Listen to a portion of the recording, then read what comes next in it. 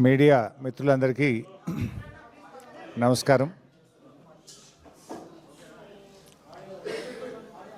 ముందుగా ఈరోజు నాకు నైతిక మద్దతు ఇచ్చినటువంటి BRS party working president KTR గారికి, ప్రతిపక్ష నాయకులు మధుసూదనాచారి గారికి, గౌరవ మాజీ మంత్రివర్యులు, గౌరవ శాసనసభ్యులు, గౌరవ శాసన మండలి సభ్యులు, పార్లమెంట్ సభ్యులు, పార్టీ నాయకులు, కార్యకర్తలు, ఉద్యమకారులు, ఎంతోమంది న్యూట్రల్స్ కూడా ఈరోజు సంఘీభావాన్ని తెలియజేసిన ప్రతి ఒక్కరికి శిరస్సు వంచి కృతజ్ఞతలు తెలియజేస్తూ ఉన్నాను.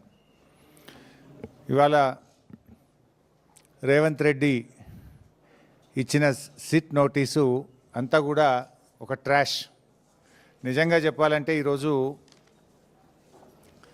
ఉత్త సొల్లు, ఎటువంటి నిరాధారమైనటువంటి ఆరోపణలు, ఆధారం లేనటువంటి మాటలు, అడిగిందే అడుగుడు, సొల్లు పురాణం తప్ప ఏమీ లేదు. ఒక్క ఆధారం కూడా చూపలేదు. ఓ గంట అడుగుడు, గంట అడగంగానే పైకి వెళ్ళి ఫోన్లు వస్తాయి, బయటకు పోవుడు, గంట మాట్లాడుకొని మళ్ళీ వచ్చుడు, మళ్ళీ ఒక అర్ధగంటను గంట అడగంగానే మళ్ళీ సైకిల్ వస్తాయి, బయటకు వెళ్ళి ఫోన్ అనగానే మళ్ళీ బయటకు పోవుడు. మరి ఆ ఫోన్లు రేవంత్ రెడ్డి చేస్తుండా, సిపి సజ్జనార్ చేస్తుండా నాకు తెలియదు, కానీ ఫోన్లు వచ్చుడు, బయటకు పోయి మాట్లాడు. బయటకు పోయి ముగ్గురు పోతారు, ఇక ముగ్గురు అధికారులు కలిసి అడుగుతూ ఉండ్రి. ముగ్గురు బయటకు పోవుడు, గంట మాట్లాడుకొని వచ్చుడు, గంట అడుగుడు, అడిగిందే అడుగుడు తప్ప అందులో ఏమీ లేదు. అంటే ఇదంతా కూడా అటెన్షన్ డైవర్షన్. ముఖ్యంగా నిన్న మేము ఈ సైట్ విజిట్ సర్టిఫికెట్ పేరిట జరిగిన కుంభకోణాన్ని బట్టబయలు చేశాం. సైట్ విజిట్ సర్టిఫికెట్లో మొదటి లబ్ధిదారుడు ముఖ్యమంత్రి బావమరిది. రేవంత్ రెడ్డి బావమరిది భాగోతాన్ని పొద్దుగాల బయట పెడితే సాయంత్రానికి నోటీసు పంపిండు నాకు. అంటే ఇదంతా డైవర్షన్ పాలిటిక్స్. మేమేమడిగినాము? సిట్టింగ్ జడ్జితో విచారణ జరపండి అన్నాం. రేవంత్ రెడ్డి నీకు ధైర్యం ఉంటే, నిజాయితీపరుడు అయితే, నువ్వు తప్పు చేయకపోతే తక్షణమే సుప్రీంకోర్టు, హైకోర్టు సిట్టింగ్ జడ్జితో విచారణకు ఆదేశించు. ఈ బొగ్గు కుంభకోణాల్లో జరిగిన అవినీతిని మొత్తం బట్టబయలు చేద్దాం.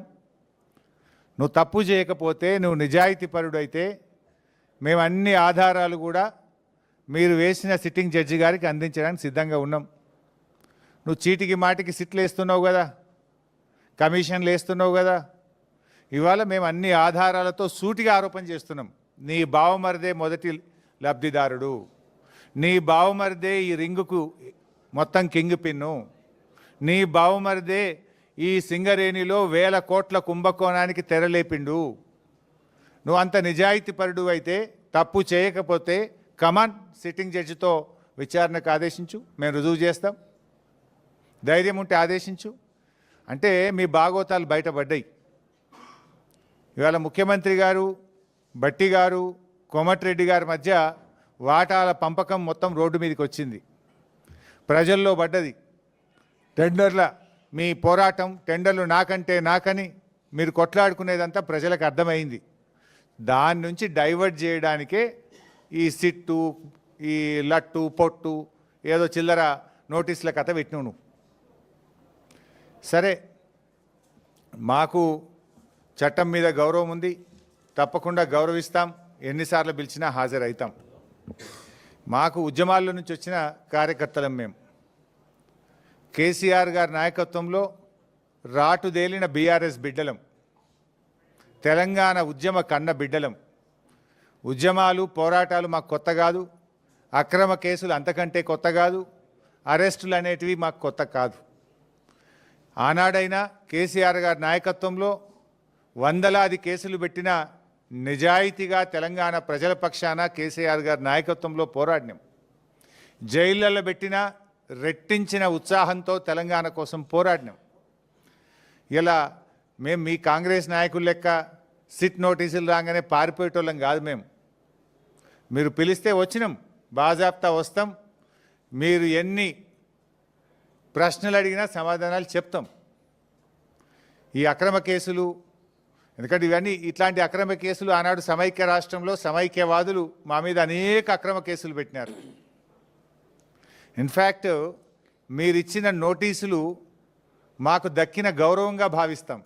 ఎందుకు ఈ మాట అంటున్నా అంటే, పొద్దుగాల నీ బామ్మర్ది భాగవతం బయట పెడితే సాయంత్రం నోటీస్ ఇచ్చినావు. ఇది రాష్ట్ర ప్రజలందరికీ అర్థమైపోయింది కదా.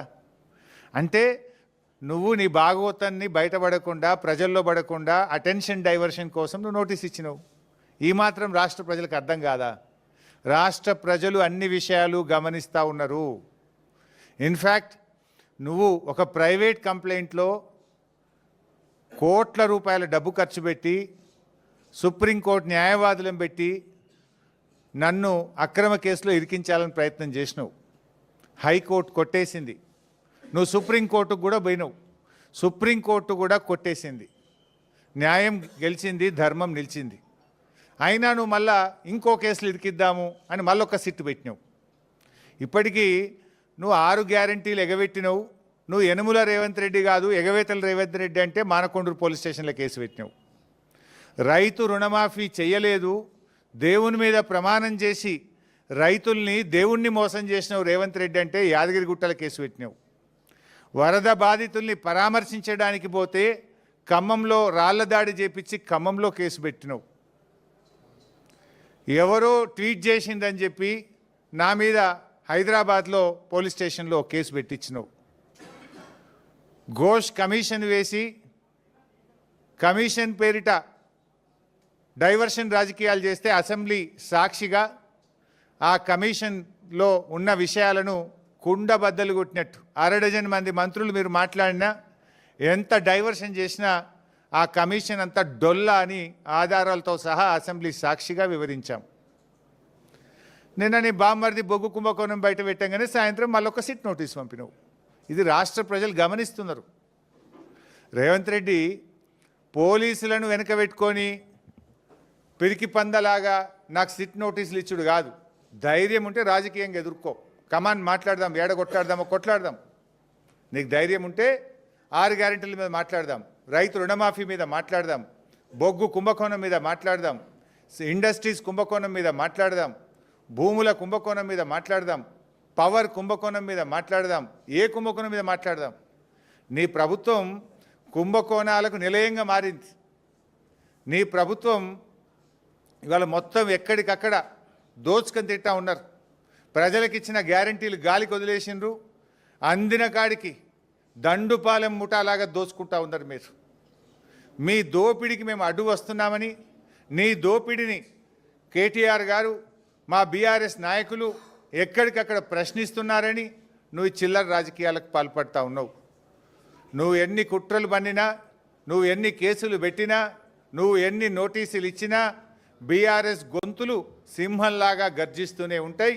నిన్ను అడుగడుగునా తెలంగాణ ప్రజల పక్షాన ప్రశ్నిస్తూనే ఉంటాయి. ఎక్కడ కూడా వెనకడుగు వేసే ప్రశ్నే లేదు. నువ్వు రేపు ప్రజాకోర్టులో సమాధానాలు చెప్పాలి.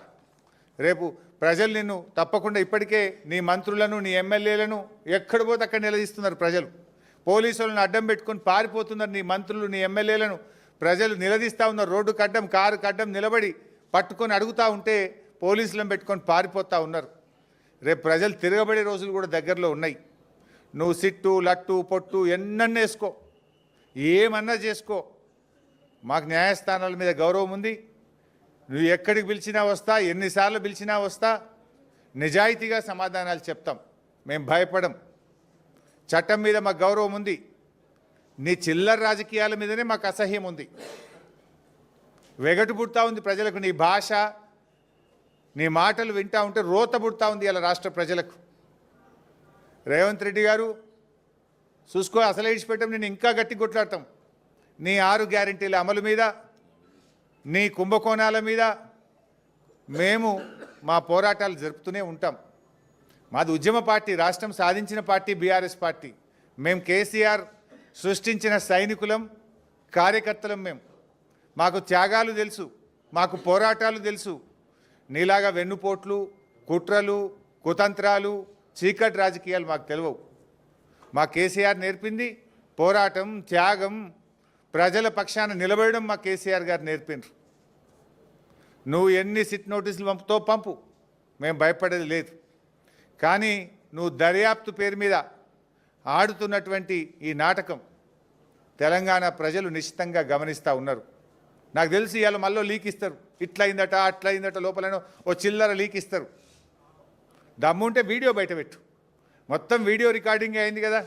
ఐఎమ్ ఛాలెంజింగ్ రేవంత్ రెడ్డి, ఇవాళ నన్ను అడిగిన ప్రశ్నలు, నేను చెప్పిన సమాధానాలు మొత్తం వీడియో బయట పెట్టి రాష్ట్ర ప్రజలు చూస్తారు. చిల్లర లీకులు ఎందుకు ఇస్తావు? మళ్ళీ నాకు తెలిసి ఇప్పుడు సాయంత్రం లీక్ ఇస్తారు. లీకుల ప్రభుత్వం ఇది, లీకుల ప్రభుత్వం, స్కామ్ల ప్రభుత్వం. లీకుల మీదనే ప్రభుత్వాన్ని నడుపుతున్నాడు రేవంత్ రెడ్డి. ఎంతకాలం నడుపుతావు లీకులను? ఈ లీకులు, ఈ చిల్లర రాజకీయాలు, ఈ బురద రాజకీయాలు నడవయి. ప్రజలకు డెలివరీ కావాలి, ప్రజలకు ఇచ్చిన మాట నిలబెట్టుకోవాలి. అరే నాట్లు పడుతున్నాయి, ఇదివరకు రైతు బంధు ఇయ్యలే, రైతు బంధు ఎప్పుడు ఇస్తావో చెప్పు. నాట్లకు కేసీఆర్ పైసలు ఇస్తే నువ్వు ఓట్లకు పైసలు ఇస్తున్నావు. ఓ పంటకు ఇస్తున్నావు, ఓ పంటకు ఎగబెడుతున్నావు. ఓ పంటకు బోనస్ ఎగ్గొట్టినావు, 2 పంటలకు రైతు బంధు ఎగ్గొట్టినావు, సగం మందికి రుణమాఫీ ఎగ్గొట్టినావు, పంటల బీమా ఉత్తదే చేసినావు. అంతా 2 లక్షల ఉద్యోగాలు ఉత్తదే అయిపోయింది. మహాలక్ష్మి 2500 పత్తా లేదు. 4000 పింఛను ఇవాళ ముసలోళ్ళు కళ్ళల్లో వత్తులు వేసుకొని అవ్వాతాతలు ఎదురు చూస్తున్నారు. వాటి గురించి మాట్లాడు. ఈ నోటీసులు మమ్మల్ని భయపెట్టలేవు సరికదా, మీ పతనాన్ని మరింత వేగవంతం చేస్తాయి. గుర్తుపెట్టుకో రేవంత్ రెడ్డి, ఇలాంటి నోటీసులతో మేము భయపడం. నీ రాజకీయ పతనం మరింత పేక మేడల్లాగా కూలిపోయే రోజులు దగ్గరలో ఉన్నాయి. నీ పతనానికి నువ్వే నాంది పలుకుతున్నావు, నీ పతనానికి నువ్వే అడుగులు వేస్తూ ఉన్నావు. ఈ నోటీసులు నీ పతనాన్ని వేగవంతం చేస్తాయి. చూసుకుందాం. బట్ మేము ఫైనల్గా మళ్ళీ డిమాండ్ చేస్తున్నాం, నీకు నిజాయితీ ఉంటే, తప్పు చేయకపోతే సైట్ విజిట్ సర్టిఫికెట్ల పేరిట సింగరేణిలో జరిగిన కుంభకోణాల మీద సిట్టింగ్ జడ్జితో విచారణ జరపాలని మళ్ళీ డిమాండ్ చేస్తున్నాం. నువ్వు విచారణ ఒప్పుకోలేదంటే, నువ్వు విచారణకు ముందుకు రాలేదంటే నీ బావమరిది కుంభకోణం చేసింది నిజం, కుంభకోణం జరిగింది నిజం. అందుకే నువ్వు భయపడి విచారణ జరుపుతలేవని మేము భావించాల్సి ఉంటుంది. నిజాయితీ ఉంటే, ధైర్యం ఉంటే వెంటనే సిట్టింగ్ జడ్జితో విచారణ జరుపు. లేదంటే మా అంటే 2 ఏళ్ళే కదా, బీఆర్ఎస్ ప్రభుత్వం వచ్చేది ఖాయం, విచారణ జరిపేది ఖాయం, మీ అవినీతిని కక్కిచ్చేది ఖాయం, కటకటాల వెనుక మిమ్మల్ని పెట్టేది ఖాయం. Thank you.